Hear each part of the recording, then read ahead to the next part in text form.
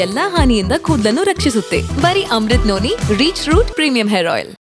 ATM ಯಾವುದಪ್ಪ ಅಂತಂದರೆ ಕರ್ನಾಟಕ ಆಗಿದೆ.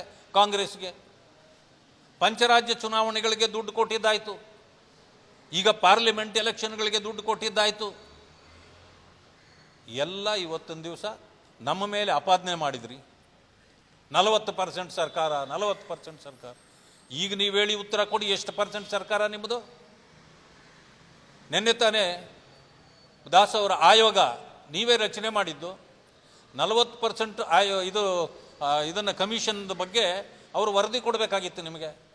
ಯಾವುದೇ ಪುರಾವೆ ಇಲ್ಲ, ಇದನ್ನು ಮಾಡೋದೇ ಕಷ್ಟ ಆಗಿದೆ ನನಗೆ ಅಂತ ಇವತ್ತೇ ಬಂದಿದೆ ಅಂತ ಕಾಣುತ್ತೆ ಅದು ವರದಿ. ಆ ವರದಿ ಮಾಡುವಂಥ ಸಂದರ್ಭದಲ್ಲಿ ಹೇಳಿರ್ತಾರೆ ಅವರು. ಕಾಂಟ್ರಾಕ್ಟರ್ಗಳು ಇವತ್ತು ಹೇಳ್ತಿದ್ದಾರೆ 60%ಗೂ ಹೆಚ್ಚು ನಮಗೆ ಇವತ್ತು ಹಣ ಖರ್ಚಾಗ್ತಾ ಇದೆ, ಈ ಸರ್ಕಾರ ನಮ್ಮ ರಕ್ತ ಇರ್ತಾ ಇದೆ ಅಂತೇಳಿ ಕಾಂಟ್ರಾಕ್ಟರ್ಗಳು ಮಾತಾಡ್ತಾ ಇದ್ದಾರೆ. ಯಾವ ಕಾಂಟ್ರಾಕ್ಟರ್ಗಳಿಗೂ ನಾವು ಕಾಂಟ್ರಾಕ್ಟ್ ಕೊಟ್ಟಿದ್ದು ಬಿಟ್ಟರೆ ಈ ಸರ್ಕಾರ ಬಂದು ಯಾರಿಗೂ ಒಂದು ತುಂಡು ಗುತ್ತಿಗೆನೂ ಕೊಡಲಿಲ್ಲ. ನಮ್ಮ ಕಾಲದಲ್ಲಿ ಆಗಿರೋದನ್ನೇ ಏನು ಹಣ ಬಿಡುಗಡೆ ಮಾಡಬೇಕಾಗಿತ್ತೋ ಅದಕ್ಕೇ 60% ಕಮಿಷನ್ ಹೊಡಿತಾ ಇದ್ದಾರೆ ಅಂತಂದರೆ ಈ ಸರ್ಕಾರದ ಪರಿಸ್ಥಿತಿ ಏನು ಅನ್ನೋದನ್ನು ಜನ ಅರ್ಥ ಮಾಡ್ಕೊಳ್ಬೇಕು. ಇವತ್ತು ಅವ್ರು ಗ್ಯಾರಂಟಿ ಕೊಟ್ಟಿದ್ದೀನಿ ಅಂತಾರೆ.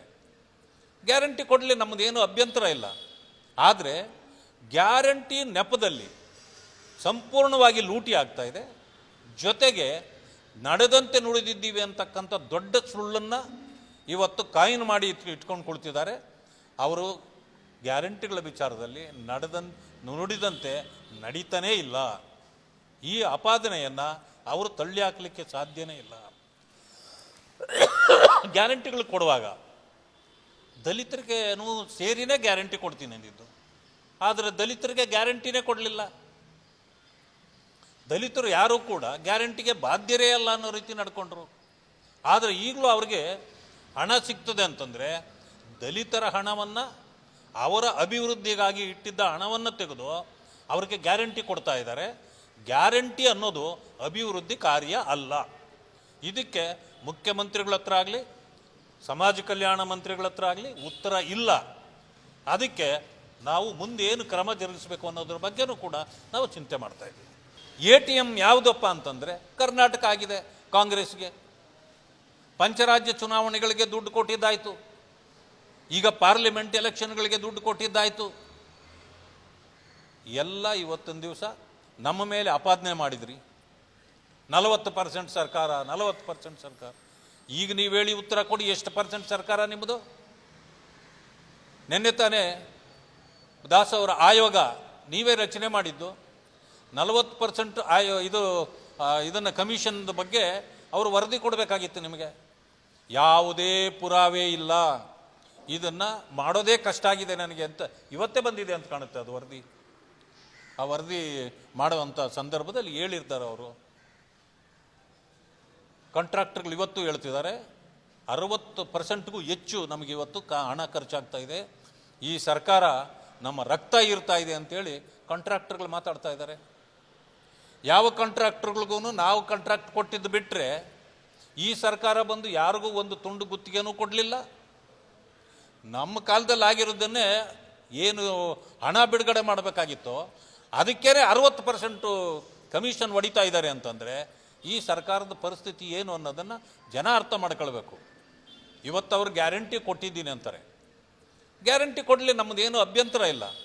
ಆದರೆ ಗ್ಯಾರಂಟಿ ನೆಪದಲ್ಲಿ ಸಂಪೂರ್ಣವಾಗಿ ಲೂಟಿ ಆಗ್ತಾ ಇದೆ. ಜೊತೆಗೆ ನಡೆದಂತೆ ನುಡಿದಿದ್ದೀವಿ ಅಂತಕ್ಕಂಥ ದೊಡ್ಡ ಸುಳ್ಳನ್ನು ಇವತ್ತು ಕಾಯಿನ್ ಮಾಡಿ ಇಟ್ಕೊಂಡು ಕುಳಿತಿದ್ದಾರೆ. ಅವರು ಗ್ಯಾರಂಟಿಗಳ ವಿಚಾರದಲ್ಲಿ ನುಡಿದಂತೆ ನಡೀತಾನೇ ಇಲ್ಲ. ಈ ಆಪಾದನೆಯನ್ನು ಅವರು ತಳ್ಳಿ ಹಾಕಲಿಕ್ಕೆ ಸಾಧ್ಯನೇ ಇಲ್ಲ. ಗ್ಯಾರಂಟಿಗಳು ಕೊಡುವಾಗ ದಲಿತರಿಗೆ ಸೇರಿನೇ ಗ್ಯಾರಂಟಿ ಕೊಡ್ತೀನಿ ಅಂದಿದ್ದು, ಆದರೆ ದಲಿತರಿಗೆ ಗ್ಯಾರಂಟಿನೇ ಕೊಡಲಿಲ್ಲ. ದಲಿತರು ಯಾರೂ ಕೂಡ ಗ್ಯಾರಂಟಿಗೆ ಬಾಧ್ಯರೇ ಅಲ್ಲ ಅನ್ನೋ ರೀತಿ ನಡ್ಕೊಂಡ್ರು. ಆದರೆ ಈಗಲೂ ಅವ್ರಿಗೆ ಹಣ ಸಿಗ್ತದೆ ಅಂತಂದರೆ ದಲಿತರ ಹಣವನ್ನು, ಅವರ ಅಭಿವೃದ್ಧಿಗಾಗಿ ಇಟ್ಟಿದ್ದ ಹಣವನ್ನು ತೆಗೆದು ಅವ್ರಿಗೆ ಗ್ಯಾರಂಟಿ ಕೊಡ್ತಾ ಇದ್ದಾರೆ. ಗ್ಯಾರಂಟಿ ಅನ್ನೋದು ಅಭಿವೃದ್ಧಿ ಕಾರ್ಯ ಅಲ್ಲ. ಇದಕ್ಕೆ ಮುಖ್ಯಮಂತ್ರಿಗಳ ಹತ್ರ ಆಗಲಿ, ಸಮಾಜ ಕಲ್ಯಾಣ ಮಂತ್ರಿಗಳ ಹತ್ರ ಆಗಲಿ ಉತ್ತರ ಇಲ್ಲ. ಅದಕ್ಕೆ ನಾವು ಮುಂದೆ ಏನು ಕ್ರಮ ಜರುಗಿಸಬೇಕು ಅನ್ನೋದ್ರ ಬಗ್ಗೆನೂ ಕೂಡ ನಾವು ಚಿಂತೆ ಮಾಡ್ತಾ ಇದ್ದೀವಿ. ನನ್ನ ಜೀವನದಲ್ಲಿ ನಾನು ಮಾತ್ರವಲ್ಲ, ನನ್ನ ಕೂದಲು ಕೂಡ ಆಗಿರ್ಬೇಕು ಸ್ಟ್ರಾಂಗ್ ಅಂಡ್ ಸ್ಟೈಲಿಶ್. ಬರೀ Amrit noni reach root premium hair oil ನೊಂದಿಗೆ. Reach root premium hair oil. ಅನುಕ್ಷಣದ ಸುದ್ದಿಗಳಿಗಾಗಿ Vistara news YouTube channel subscribe ಮಾಡಿ. ಹೊಸ ಸುದ್ದಿಗಳ ನೋಟಿಫಿಕೇಶನ್ಗಾಗಿ ಬೆಲ್ ಐಕಾನ್ ಕ್ಲಿಕ್ ಮಾಡಿ. ಲೇಟೆಸ್ಟ್ ಅಪ್ಡೇಟ್ಸ್ಗಾಗಿ www.vistaranews.com ವೆಬ್ಸೈಟ್ಗೆ ವಿಸಿಟ್ ಮಾಡಿ. ಅಂಗೈಯಲ್ಲೇ ಜಗತ್ತಿನ ಸುದ್ದಿ ತಿಳಿಯಲು Vistara news Kannada app download ಮಾಡಿ.